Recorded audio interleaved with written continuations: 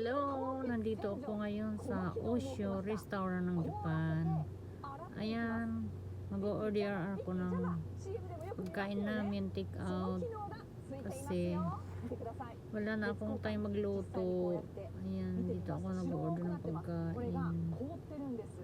Nakakatamad magluto. Sa araw ng holiday, ayoko magluto.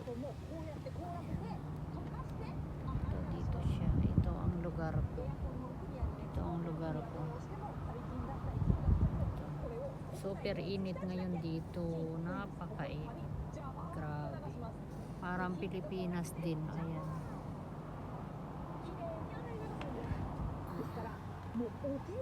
Ayan siya.